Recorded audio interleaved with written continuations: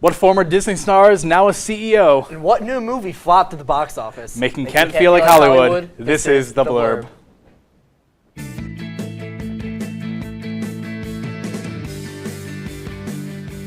Welcome back. I'm your local half-blood, Nick Keller. And I'm that guy with the not-so-modern life, Rocco Grassi. It's been a very exciting week for Hollywood news. Oh my gosh, and music. Let's talk about it. Hosier fans, get ready to blast some more music as the singer-songwriter has announced a new and possibly first EP of some unreleased unearthed tracks. The EP will include 4 unreleased songs, including one titled Wildflower and Barley, featuring Allison Russell, which will cover the ideas of, quote, stillness and eerie sort of unhappy quiet of living in the countryside or living in the city seeing empty streets and roads, end quote. I'm excited. I'm a Hosier fan. I stand by it. Everyone knows. Oh, yeah, so, we all know. Yeah, I'm excited. Well, in other news, former Disney star, singer, songwriter, and Harvard MIT grad Bridget Mendler added CCO and mother to that list over the last 24 hours. Mendler is launching a new career in the space industry as the CEO of startup Northwood Space, based in El Segundo, California. Rather than build rockets or satellites, Northwood aims to mass-produce ground stations. Bridget later that night shared to X that she is a new mother to a sweet 4-year-old boy whom she adopted near Christmas of 2022. If you think that is an exceptional role model, well, good luck, Charlie. Good. That was really good. I know. I can't honestly top that. I have no comments. So the Beatles, the legendary musical artists, are going to be the subjects of their own biopic. Ringo, George, Paul, and John are all going to get their own biopic by Sam Mendes, which is currently set for release in 2027. In a press release for the 4 biopics, Mendes stated, quote, I'm honored to be telling the story of the greatest rock band of all time and excited to challenge the notion of what constitutes a trip to the movies. As of right now, Sony Pictures and Neil Street Productions are handling production and distribution of the film. Very interesting. We needed a. I think 4 is a little excessive. That's a little. I agree. It's no, I talked to Anne Marie, and even she didn't think that 4 is needed. Yeah, I think it'll be cool though. I agree. In other movie news, Madam Web, Sony's latest and greatest flop, has been officially released. Unsurprisingly, the film did terribly. How terribly, I hear you ask? Well, my precious viewers, it did worse than Morbius. Madam Web scored at 13 freshness rating and Rotten Tomatoes tomato meter. When comparing that score to Morbius, you see that it is scored 2% less than Morbius. The movie is an absolute mess, ranging from quality of the movie's marketing to the actual movie itself. I think I can say with confidence that no one is surprised by this box office flop. I think it's really funny that when getting tickets, people would hear, try and enjoy the movie. Yeah, I know people hate watching it now, too. So. Yeah, me tomorrow. Yeah. Well, let's take a closer look at the web that connects them all, the theater. More movies coming out that hopefully aren't a mess right after the break.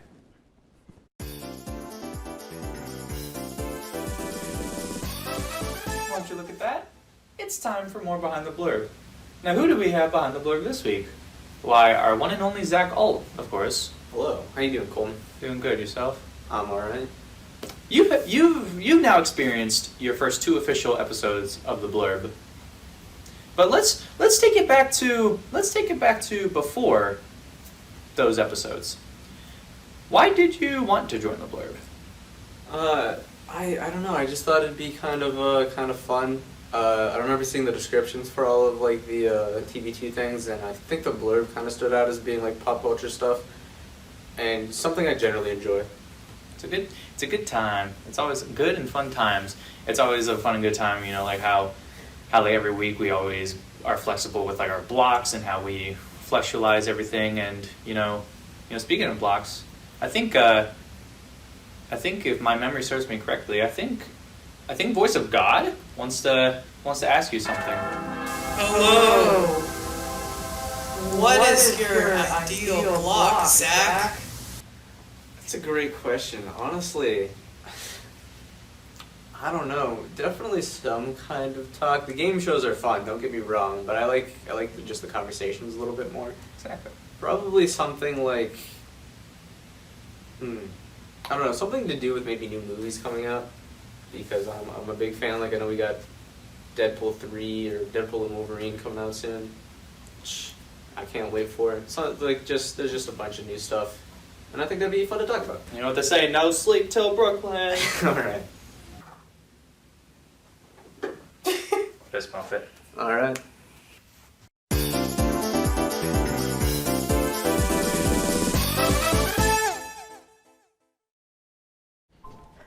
Well, there's a lot of new movies on our radar here at the Blurb. Here we are about to discuss some movies that are currently in theaters and some slotted to come out. So let's start off with some that are currently in theaters. 2 questions. Have you heard of these and are you interested in seeing them? Let's start off with... Yes? I know it's on there. I just want to talk about Poor Things. I Yeah. really liked Poor Things. I think that almost every performance in Poor Things is genuinely a perfect performance for that movie. I think it's one of Emma Stone's best. I don't know. What's it actually about? Is that the one Because like where she's every like a royal? like every bit That's of the favorite. marketing I've seen like for that movie is just been like her like dancing very strangely, and I don't know what's it's supposed to be. I don't want to spoil it too much, but it's kind of like a Frankenstein type story. Oh.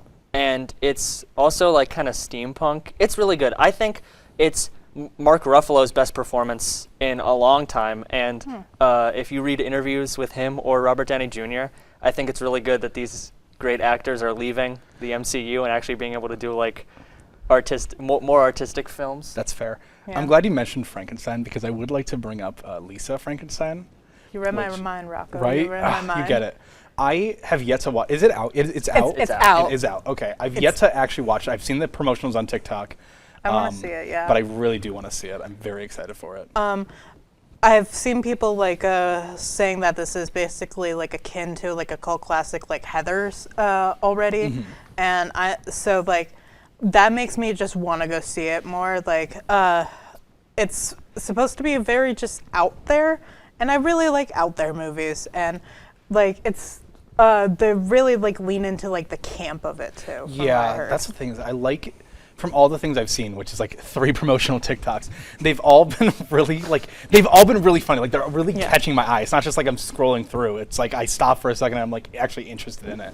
My friend who went and saw it in theaters, she texted me her review. She loved it. She said that I would really like it because I really enjoy Jennifer's Body, and she said Ooh, it's that's a really good campy, like Jennifer's Body. Yeah. That's fair.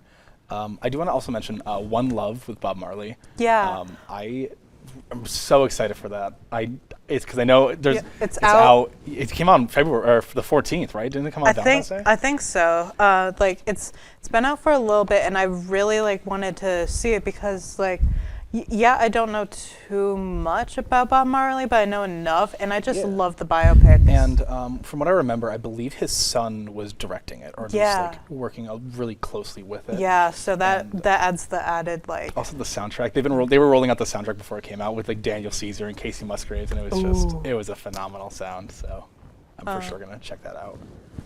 I'm not the biggest fan of musical biopics. I think there's been a bit of a saturation, and I think since it was so big that there are some that sneaked past that like just weren't good.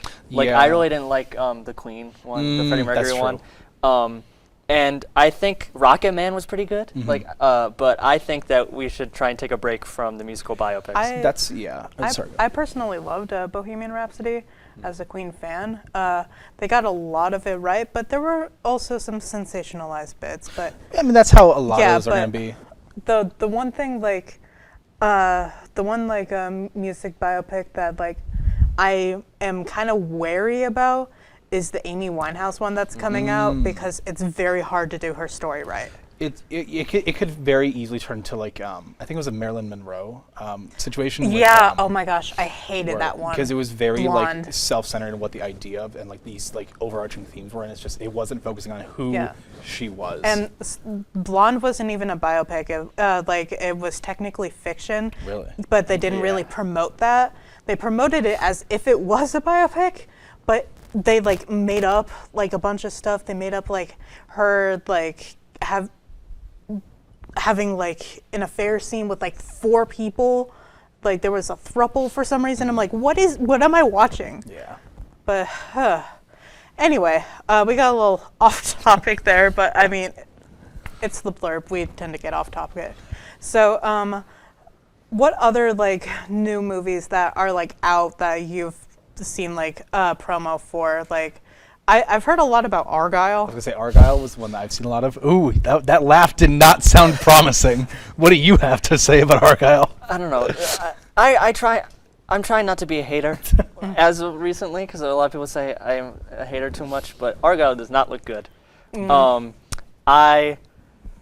People have fun. Go have fun at the movies. But I don't know if Argyle is the best example of a movie with that budget. And I think it has a very good cast. It's just from what I've heard, it seems like the writing is just not there, and I think the writing is like the most important part of the movie. I think, I mean, a big part, like now that we're running through this list, I think a big part about like a lot of these is like, what's really attracting me is like the casting for a lot of these, where it's like you have all these really interesting elements. Like with Argyle, you have Dua Lipa and stuff like that. Henry Cavill, John Cena. Nowhere. Why is John Cena there? He's in a lot of stuff recently. Also, Yeah. he's in a lot of stuff with Dua Lipa recently, which is really fun.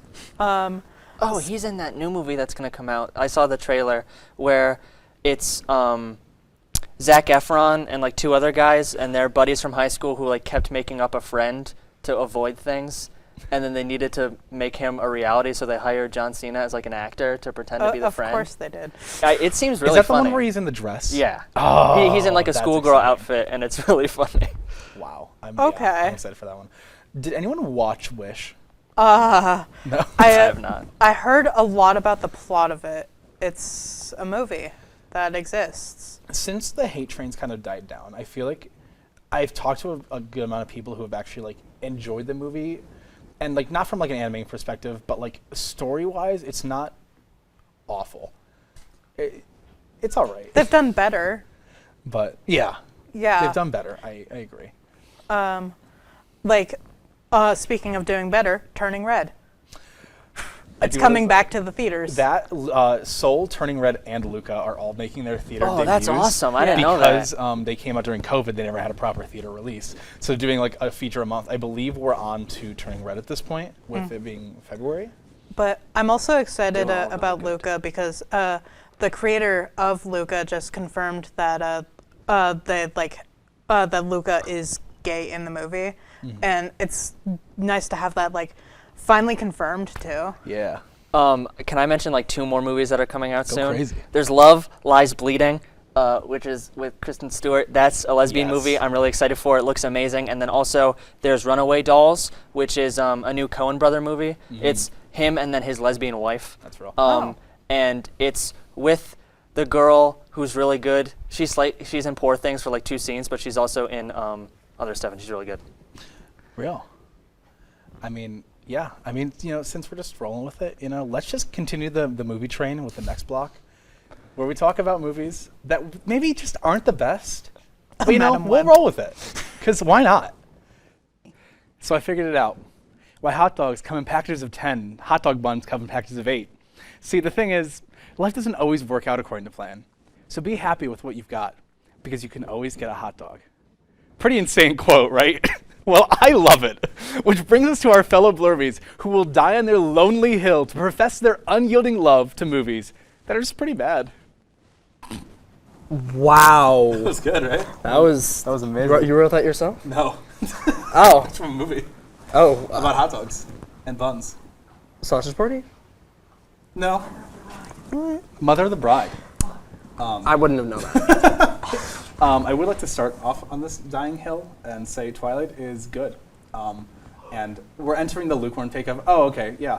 But also, it went from liking, I like it, ironically, to, no, this is actually pretty good, unironically. So. I happen to disagree, but you know what? This is what this whole block is about. So Isn't that crazy? I'm not gonna fight with you on this. I mean, you can, if you, go ahead. I mean, I haven't seen any of the Twilight movies. I've heard constantly that they're terrible. I mean, they're not Same great, here. but they're so good, I remember my mom watching, I think it was New Moon. Okay, Is that a Twilight movie? it is. Okay. I remember her watching that, and I got sucked into some really bad dialogue, and I just remember sitting there being completely dumbfounded by it, and I was like, okay. There's just something about Twilight that's really forms your. I get it, because I mean, like, vampire werewolf craze took over Yeah, around that time that movie came out, and it was, like, I get it. that's real. Yeah, so. And before anyone asks if I'm Team Edward or Jacob, Team Charlie all the way, just in case anyone was curious. The dad, easy answer. He's a wonderful man. You know, he gets a lot of hate. So, yeah. Okay. My movie that everybody hates, and I'll die on this hill. I like the first Suicide Squad a lot, and I get everybody's criticisms with it, but I just think it's fun. It's fun, and it's like, it's just a good time, you know. Mm-hmm. Like, I just feel like you can't go wrong with Margot Robbie as Harley Quinn. Yeah, you can't. Like, that sets such a high precedent. Like, it's so, I just think it's really funny, and it's like a lot of the action scenes are really good. Okay, so my argument with that is it just doesn't make a lot of sense. Like, I haven't seen the full thing. In fact, once at a friend's house, at a friend's house, I was I'd stayed up pretty late, and at like 7 in the morning we were like, oh, we're gonna watch the Suicide Squad movie. I fell asleep like instantly because it was just that boring. You did set yourself up for failure. I did, but it just, I don't know, like it didn't like engage enough that I was like, oh yeah, let me watch this. There's a new song every 2 seconds. And I remember what I did see was, I want to say Fortunate Son played when Killer Croc came out, and I was like, what is going on? This song's like, It is like a doesn't- jukebox it doesn't for make sure. sense. It goes from It song made to zero song. sense. It goes from song to song with every character it's introduced. I'm a little curious. What do you think of the other Suicide Squad movies then? Well, there's only one other one, The other one. and it's I love considerably it. better. I love it. that I one. still It's like such a the good other movie. one, love it. and I'll still go back and watch it. I'm not gonna sit here and defend Jared Leto Joker though. That was a monstrosity. Should never have even been a concept. But everything else I liked about it, and then the Suicide Squad, which is the second one, is like so good. Like literally, movie. like was not appreciated enough. Can't go wrong with James Gunn directing and writing it. Yeah. Do you have a movie that you would like to Yeah. yeah. Let's see. I actually want to talk about, I know not that many people like this film, The Amazing Spider-Man 2. I mean, I genuinely like it. I'm a fan. However, I understand why some people don't like it, because I feel like Sony was too busy setting up for the next film that they forgot to focus on this film. That's fair. Yeah, and I feel like it was so goofy. Like, what's that one Electro line? Don't you know I'm Electro? That it's so goofy. It's my so birthday. funny. Now I'm gonna blow out my candles. I get it, and I'm a big Andrew Garfield as Spider-Man fan. He's my favorite Spider-Man. That's Same that's here. a whole other I will conversation. die on that hill. I think that Amazing Spider-Man 2, I feel the same way about it that I feel about Suicide Squad, where I just feel like it's fun. It's just a good time to watch. Even if it doesn't make sense, there are scenes that I just like, I get so excited to see every time. There's a really fine line between like what a lot of people think is like a fun movie versus a bad movie, and people like to like kind of fuddle up that line a lot, where it's like a movie doesn't have to be good for like its plot. For me to have fun with it. Right. Like I can walk out of theater like, hopefully Madam Web, I'll walk out of theater and be like, wow, that was awful, but I mean, I was. Like, it's too. I feel like there are movies that get to a point where you like them because they're laughably bad. Right. You know what I mean? I agree. I feel like the best example of completely. this is definitely Spider-Man 3. That's my personal bad movie that is really good. 3 superhero movies and then Three a superhero vampire movies, werewolf yeah. movie. But I really like Spider-Man 3. There's a bunch of iconic lines like what's the one, Little Goblin Jr. gonna cry and want forgiveness, get religion. It's so funny, and it's not meant to be, but it is, and I feel like it's great. It's just surprisingly like there's too many villains. There's so many problems with it, but you watch it and you just can't not have a good time. I get it. It's great. I get it. Like the whole Bully Maguire dancing. Yeah, scene. that's so funny. I'm dressed up as Oh, I know. Bully Okay, Maguire You today. killed this it. door. Wait. What? Think about it. You know, actually, I there were some movies I did want to touch on, some other ones. Please. I feel like I'm gonna get shot for this. I actually sometimes maybe kind of enjoy the Percy Jackson movies a little bit. I respect that. I respect that. Yeah, I respect that too. And only because I love Logan Lerman to death. There was And actually, also because some of the lines in that movie are so funny. Like the one in Sea of Monsters where they're on the yacht and Luke goes, "What are you doing? Get off my roof." It's like so funny. It's ridiculous. it's really funny that when you said that, I feel like the entire room just like No, everybody had, started like, a looking dark at me. aura. Yeah, Everyone there started was looking a lot at me. of I told you I'm gonna hate get shot for pointed that. towards you, yeah. I told you. Um, And do I think the Disney Plus series is 1,000 times better? Absolutely. I haven't seen million Disney times Plus better. series, so 1 million I recommend. times. I just have those movies to go off of in terms of live action, and I don't hate them. I think they're bad in Percy Jackson's sense. But Yeah. I just think that as movies, they're just so funny that they're so bad. That's You know what I how- mean? Yeah, I feel the same way about Also, like, casting 20-year-olds as like 12-year-olds. Yeah. is Yeah. so funny. Yeah. Like, why would you do that? Yeah, I feel like bad movies are great. Like Hallmark and Lifetime movies, I would always watch them with my mom growing Yeah. up, and like Like low budget. right, like you're Low like, budget that's TV not movies. Good. That's really all the corny. Disney Channel original movies like Descendants and Teen Beach Oh Movie. god. Like we would just pick apart these movies, but we just have a great time watching them, and it's about the memories Yeah. that you make watching them. You know, not the movie itself. I agree. Maybe the I'm real with you. movie is the friends we made along the way. I was literally gonna. You read my mind. You get it. I get You it. get me. Rightio. Well, don't go anywhere, because we'll be taking a trip across the pond to discuss some royal classics of British television. The Office, Ghosts, and The Great British Bake Off are some of the many shows that became popular in the U.S. How about some ones that were left behind after the American Revolution? Wow, good one. Yeah, thank you. Good one. I mean, I know that The Office was also not translated, was also like remade into a U.S. version too. Yeah. Yeah. So that shows its popularity big time. The pilot, actually, for The Office American is the exact same script as the original Office for their pilot. Is it episode. really? I never watched the British one. I know it is Ricky Like, Gervais it's in it. I the think he's exact funny. same So. episode. Wow. Yeah. There's a show I love. It's called Peep Show, and it's a 9-season British sitcom. And that sounds daunting, but there's only 10 episodes per season, Okay. and they're only like 15 minutes long. Oh. But they tried to make an manageable. American version. It's so bad. I feel like I've heard of it, Yeah. but like I haven't watched it, nor have I ever seen anything about it. But I feel like I've heard the words "peep show" said before. There's one really good line that people love where it's like, "For nan, Jeremy, that's insane. For nan," because he's trying to get nan bread at a restaurant, and then his roommate is like, "For nan, that's insane." And there's like great little lines where it's like they talk a lot about social like faux pas because they're both like guys in their 30s who live alone. Yeah. And are just bad people, and it's awesome. That's my favorite type of show. I know that me personally, I'm a big fan of The Crown. I could talk about the royal family for hours. I recently just finished all the seasons of The Crown, and it was the most daunting but most rewarding experience of my life. Olivia Colman as Queen Elizabeth. Come on, you can't do better than that.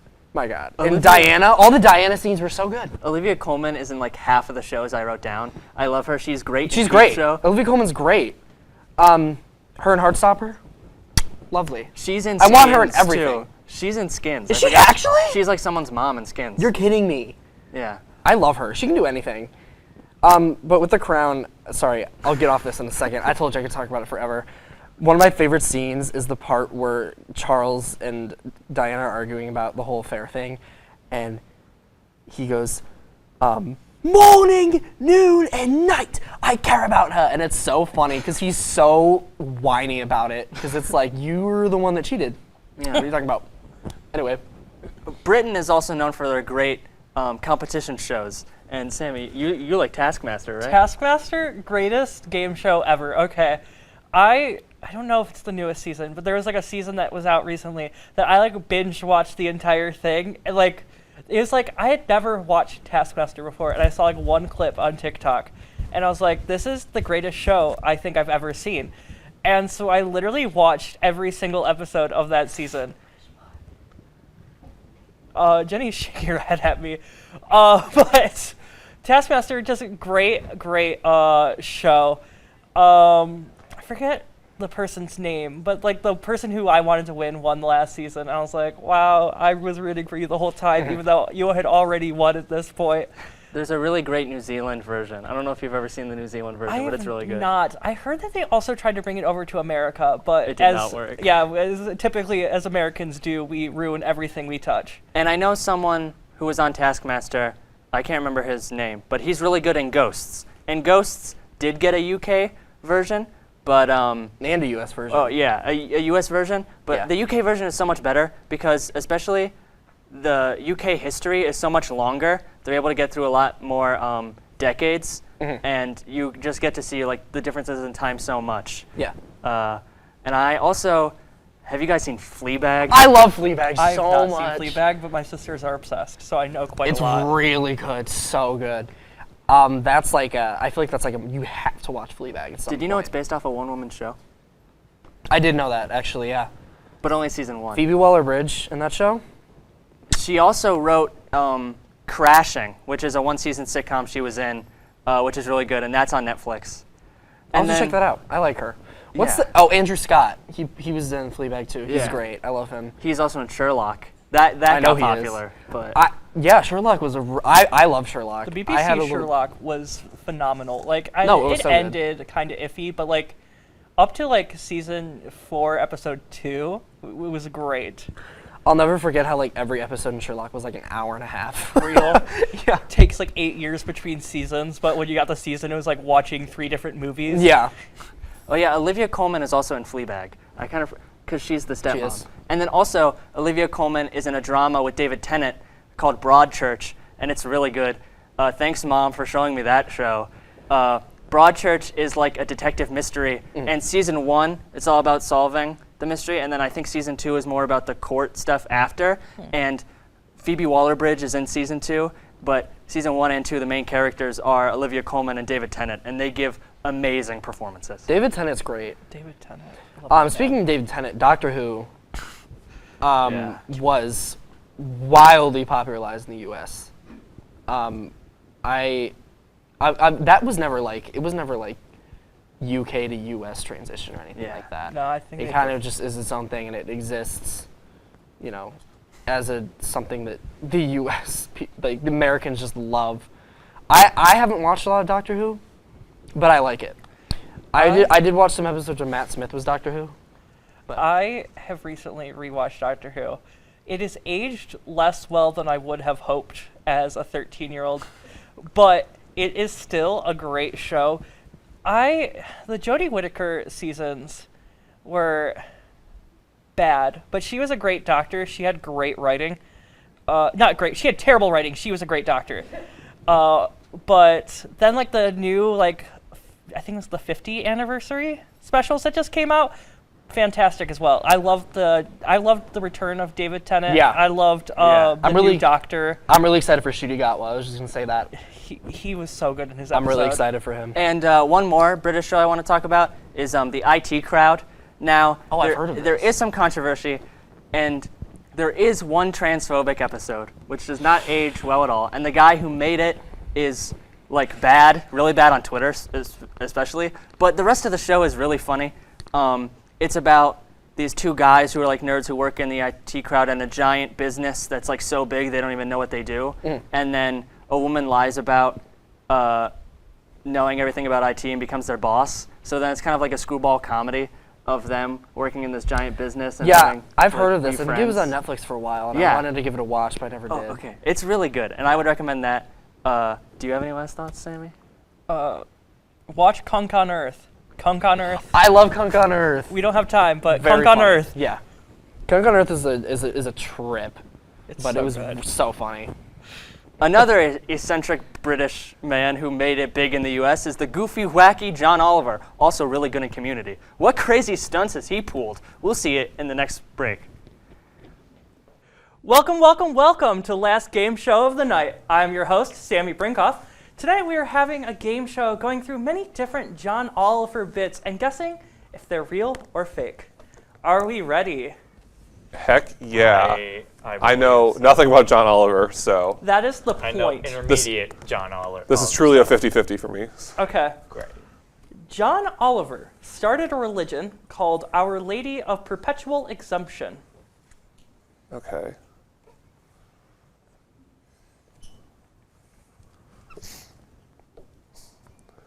You can flip them over when you're ready. Okay.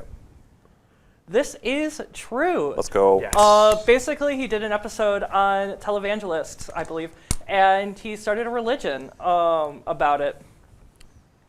Is I it don't know popular? if the graphic went up, but Oh. okay, cool. John Oliver sang a song with a furry named Mr. Nutterbutter about nature conservation.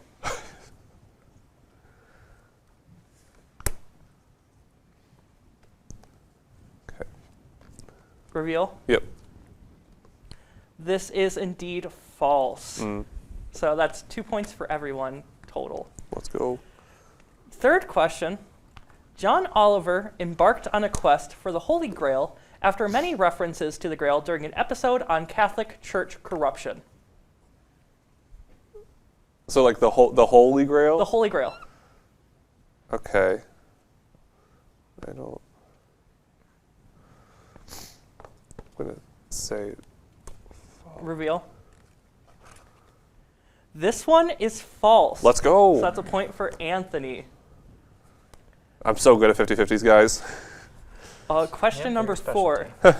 John Oliver gets married to a cabbage after showing a series of AI art of him falling in love with a cabbage.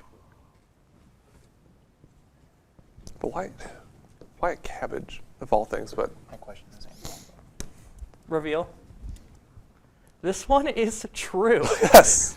At the end of an episode, he talked about AI art and got married to a cabbage. Chad, is this real? This is so real. I love this man for no reason other than that. Okay, now question number 5. Mm-hmm. John Oliver put commercials on Donald Trump's favorite television shows to teach Donald Trump facts he should know. You can reveal whenever Even if you're it's ready. not true, I want this to be true. Same. This is indeed true. Yes. He had someone named the Cather Cowboy do a bunch of commercials explaining to him nuclear arms and stuff like that that the president should know. This is a public service announcement. This is what a nuclear bomb is. Yes, that's pretty much what they did. Theoretically. Question number 6. John Oliver commissioned furry art of himself.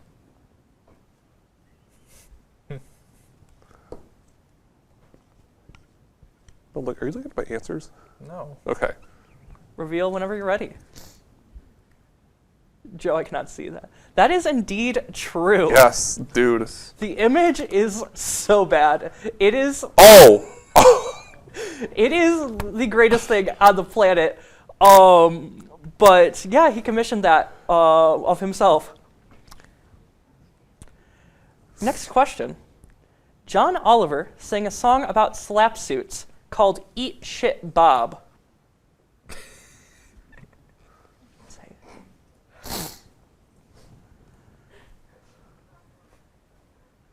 You can reveal whenever ready. This is true. Oh, no. Bob Murray is a coal person. He does coal work. And an employee wrote that on a check that was a bonus. And so he sang a song about it. John Oliver made it rain raisins on his desk while talking about the amount of scandals Donald Trump was a part of. Sammy, do you like raisins? What? Do you like raisins? I do like raisins. Okay, good. That's the correct answer. Reveal. This is true. Just dozens, there's probably thousands of raisins just started pouring out onto the desk. It was a fantastic moment. Then just raisins fall onto this desk. Next question. John Oliver made an art exhibit of different leftover last week tonight props. I can't Reveal. imagine this one being real. This one is false. We have a lovely image, though, that Jenica put in there. Oh. Thanks, Jenica. Okay, next question. John Oliver hosted an online-only special called Last Squeak tonight about Chuck E. Cheese, pitching the idea that Chuck E. Cheese should be added, Chuck E. Cheese should add Steamboat Willie to their cast. Sorry, I could not read. It's okay. Reveal. Oop. This is true. Ah, dang. Last Squeak Tonight is a newer thing, but at the very end he had a mascot of Steamboat Willie come onto the stage and pitched the idea to Chuck E. Cheese. But was this before or after Steamboat Willie was in the public domain? This was after, so it's like really new. I'm being told in my ear it is before. What? It was before, I was told. Whoa, thanks God. I wonder if it was before Chuck E. Cheese Flower Bank. I think it was. happened before Mickey Mouse Steamboat Willie was officially in the public domain, and he said, basically, try and stop me, Disney. I got that one wrong. Disney. Oh, that's the wrong camera. Next question. John Oliver made a fake museum in which he stole American and European artifacts to get them to return artifacts stolen from Asia and Africa. You can reveal whenever ready. This is true. Fake museum, but they just go around showing multiple different artifacts, including George Washington's nose from the president's mountain thing. I forget what it's called. Oh, Mount Rushmore? Mount Rushmore, thank you. I don't have notes written on here. I'm just talking off the top of my head. Do you know what state is Mount Rushmore in? Montana? No. Oh, okay. South Dakota. Close enough. They don't exist anyway. John Oliver performed an interpretive dance that encapsulated the week's events.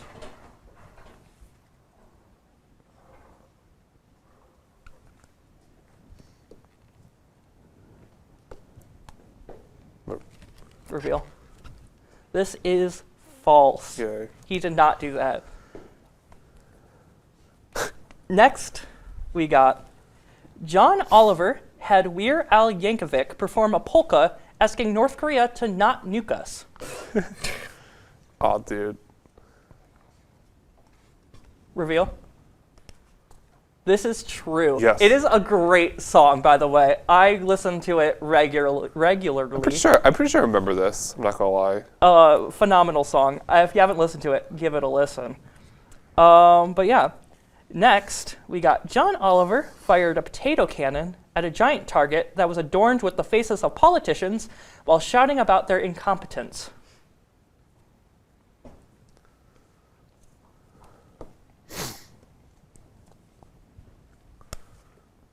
This is indeed false. No. This never happened. But there's a fun image that Jenica made. Let me see. No, that looks pretty real to me. I don't know. Next, I buy it. we got John Oliver pilots a remote-controlled shark submarine through a miniature cityscape, dodging obstacles and causing comedic chaos along the way. You can reveal whenever ready. This is also false. Oh. This did not happen. Once again, we got a lovely image by Jenica. Yep, that's definitely not Photoshop. Next, John Oliver got his viewers to vote for the New Zealand Bird of the Century, creating a giant Putekateke statue and multiple ad campaigns across the world. You can reveal whenever ready. This is true. Yes. I'm waiting for the image to pop up. But he got a giant bird statue and a bird costume and wore them. It was fantastic. And he put campaign ads in like Tokyo. He put one in a random state. Like he talked about it just being a random city in a random state. He put one in like London on a bus. It was wild. They were everywhere. Just to rig this New Zealand bird competition. Hey, Sammy, that's cool and all, but it was a puppet. What? It's a full working puppet. Well, it moves. I thought it was an animatronic. I didn't know it was a puppet. Are you being told by God that it the was a puppet? voices in my head are saying that it was a puppet and not a statue. Tell God to leave me alone. I am simply... God, leave Sammy alone. You heard it here first, I am folks. simply a wee little they, them, and I do not have infinite knowledge. Please help me. I hear voices. On the Blurb. The last question I have. Okay. John Oliver put on a life-sized puppet show to teach teenagers sex ed.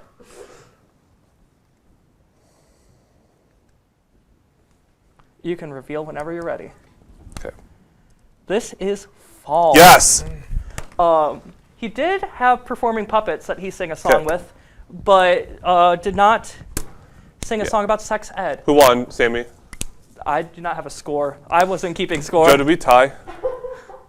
Me and Joe have marked that we both got 11. Okay, then Joe and Anthony tied for first. Okay. Congratulations. I guess I'm out of the That is all from us here at Last Game Show of the Night and the Blurb. Make sure to follow us on all our socials. Good night.